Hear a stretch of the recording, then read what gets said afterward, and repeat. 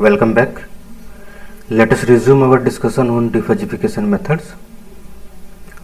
So far we have discussed centroid methods and specifically the center of gravity method. If we apply center of gravity method to obtain differentified value, then we have to take the union of all the membership functions and determine the area under the curve, and that is used in this equation here to calculate the differentified value x star. Okay, so here if we discuss an example, three membership functions are given here. We take union of these three like this and we obtain this curve.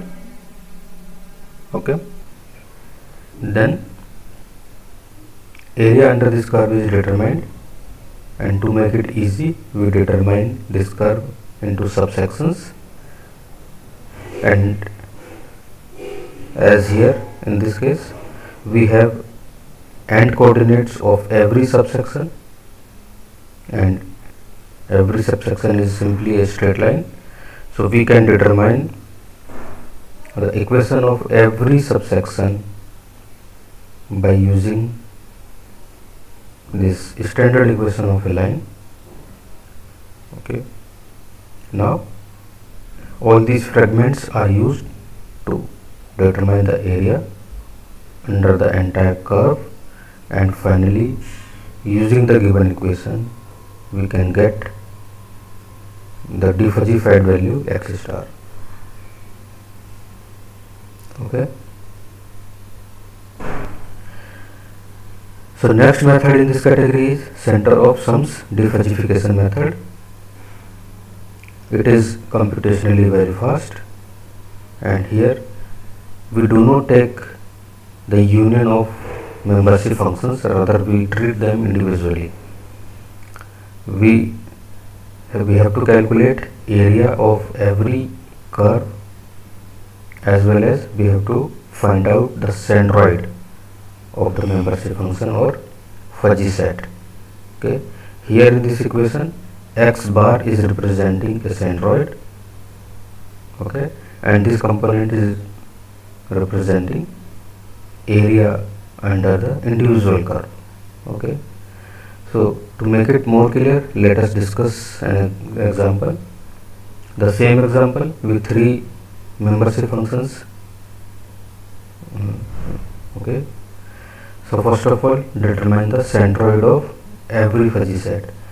So for fuzzy set A1, the curve goes from 0 to 5 at x-axis, covering the 5 sections.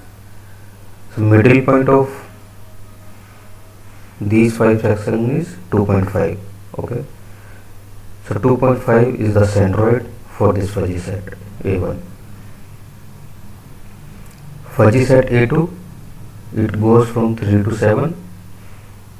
Under the curve there are 4 sections, so middle point would be this one, 5.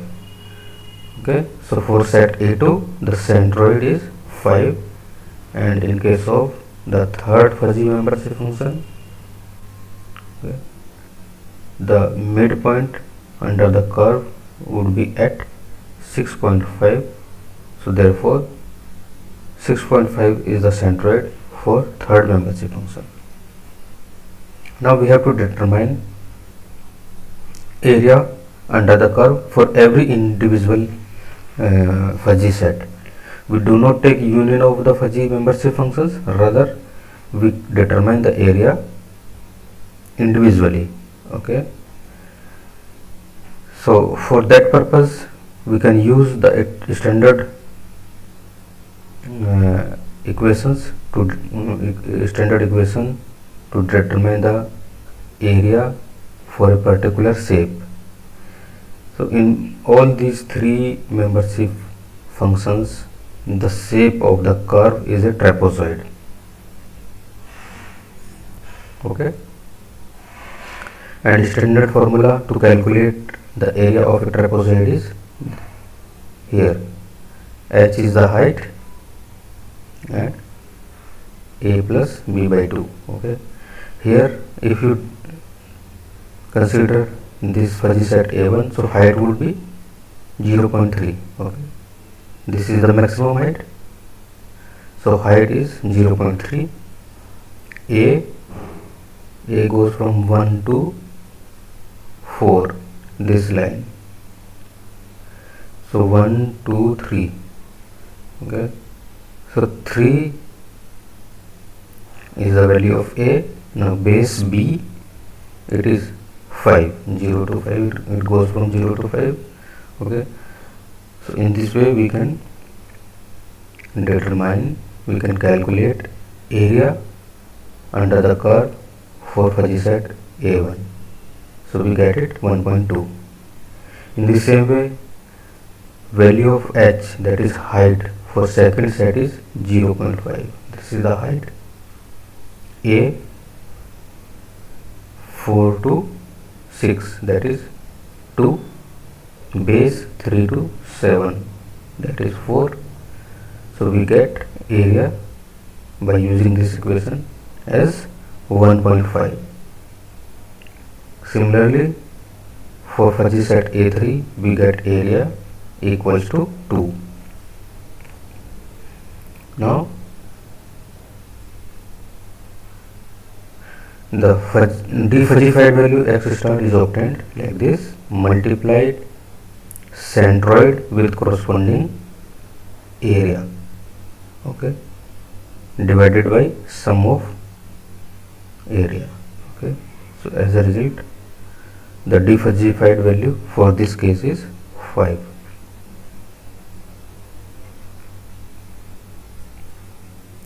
okay,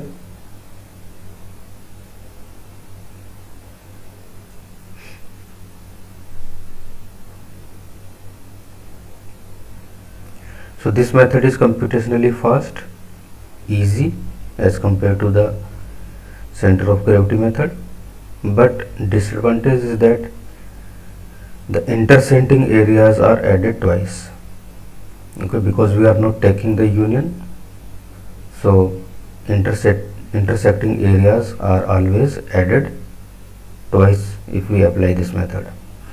okay, and in case of center of gravity method, we need to calculate only area under the curve, but here in this method we have to calculate centroid as well as area under the curve. okay, so these are the major differences between center of sums and center of gravity methods. okay. The next method is center of largest area.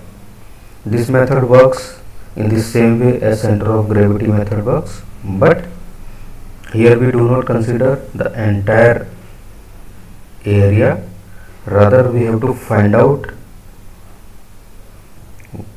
the largest section, largest region in the curve, largest sub-region in the curve, and we have to determine area only under that particular sub-region. okay, this method is applicable only if output fuzzy set has multiple convex sub-regions. If we do not have multiple sub-regions, then there is no applicability of this method. okay.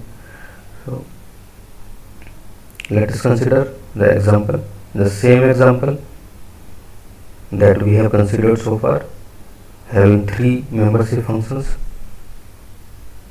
Take the union of these three membership functions and we get this curve. So if you observe that there are three subregions, one as represented by blue, another as represented by red, and the third one represented by pink color. okay, you may also find out many more subregions also, like one region is this one, another is this, that is two subregions under the curve, under the subregion represented by blue, two subregions for red, and three subregions for pink. okay, but we have to consider the convex largest convex subregions. Okay, so here this subregion would be the largest one, but by simply observing the curve we cannot be sure whether it is a largest area or not. So for that reason we calculate the areas of individual fuzzy membership functions like this. As we determined in previous example, we get these values as 1.2, 1.5 and 2. So for third membership function, area is largest. So we can say that this subregion is the largest subregion in this curve. Okay, so we have to find out area for this subregion only. Okay, for this one. Okay, so here x goes from 5 to 6, then 6 to 7, 7 to 8. So we determine the area like this.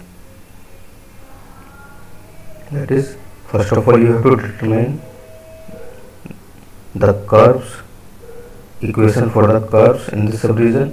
So one curve is this, which is a straight line, another this one again straight line, and third straight line. So these are the equations for the three straight lines. By using these curve equations we can determine area under the curve, and we apply the equation and we get this value. Okay,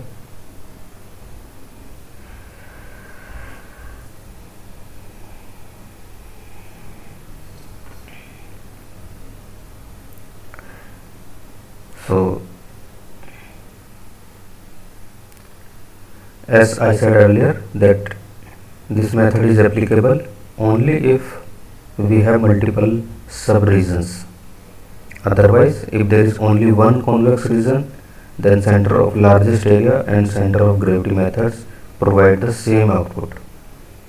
Okay, so disadvantage of this method is that the output is biased toward one side of the region. Okay, the next method is weighted average defuzzification method.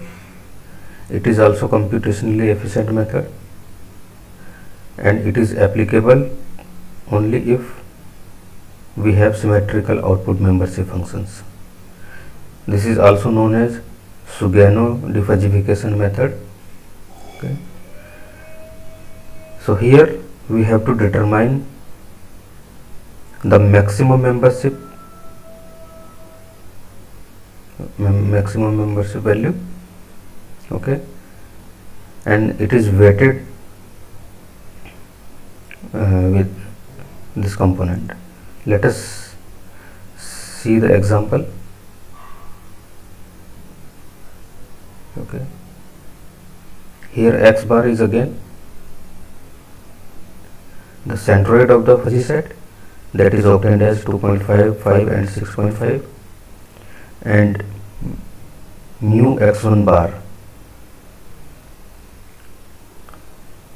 that is the membership value at centroid, and it would be the maximum membership value for that particular fuzzy set. So here centroid is at 2.5, the corresponding membership value is 0.3. Centroid is at 5, the corresponding membership value 0.5. Here we have centroid at 6.5 and corresponding membership value is 1. Okay, so we have x1 bar and corresponding membership value, x2 bar corresponding membership value, and x3 bar corresponding membership value 1. So just take the weighted average of these values. Okay, like this, and we get the membership, the defuzzified value as 5.42. Okay.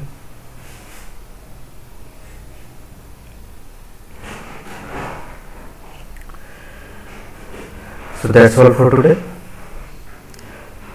One more topic is remaining, that is fuzzy inference system, that we will discuss in next lecture. Okay. These are the references that you can follow for further reading. Okay. Thank you.